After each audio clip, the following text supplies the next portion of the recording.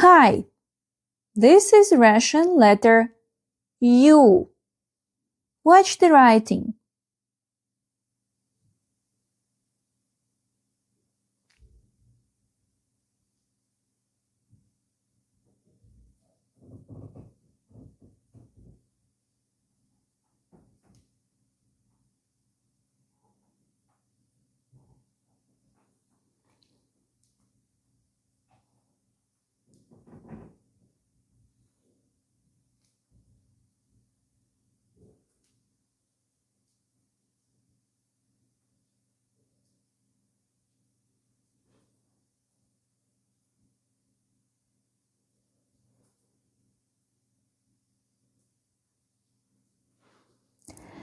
Letter U represents two sounds, Y and U.